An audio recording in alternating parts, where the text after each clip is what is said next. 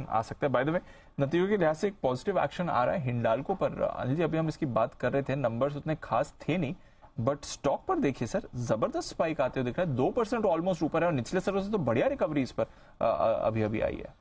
उसकी वजह ये थी कि ब्लूमबर्ग पे मैं कुछ फ्लैशेस देख रहा था, जो इन्फॉर्मेशन आई वो ये कि एक तो वो बोल रहे हैं कि ग्लोबल एल्यूमिनियम सप्लाई और demand will get Titan in FY24, यानी कि दुनिया भर में डिमांड बढ़ रही है, सप्लाई कम हो रही है। ये वित्त वर्ष 2024 के लिए हिंडाल्को का कहना है।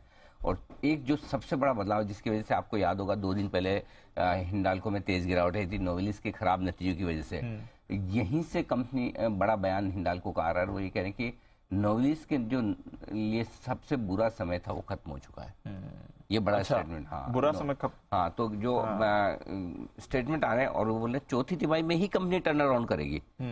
ये बड़ी बात है। अगर नोवेलिस, अच्छा, मतलब इसी, हाँ, ये बड़ा स्टेटमेंट है। आई थिंक इसी वजह से हिंडाल्को आप देखिए नीचे से पूरा रिकवर होता हुआ दिखा है। और चौथा बयान जो आ रहा है वो ये कि जो रेसेशन का खतरा है अमेरिका में, उसके मुकाबले में कंपनी को 2024 वित्त वर्ष अच्छा साल नजर आ रहा है। बहुत स्ट्रॉन्ग स्टेटमेंट है। हाँ, बहुत स्ट्रॉन्ग कमेंट है।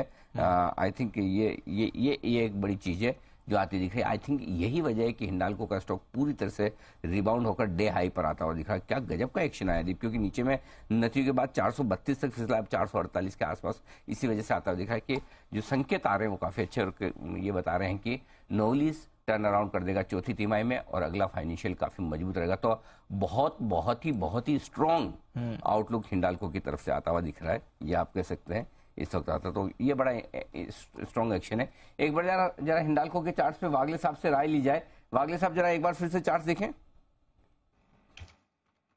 अनिल जी, मैंने सुबह भी कहा था कि मुझे ये 430 ब्रेक होते हुए नहीं दिखता है। एक स्ट्रॉन्ग सपोर्ट है। 2 या 3 दिन पहले का भी बॉटम लगभग वहीं पे उसके आसपास है। और आज जो बाउंस बैक हुआ है, ये मुझे तो ये बता रहा है कि ये 460 तक बाउंस बैक कंटिन्यू होना चाहिए। हाँ, बिल्कुल, आपको 2-3-4 रुपए करेक्शन में मिलेगा तो वो अच्छा है।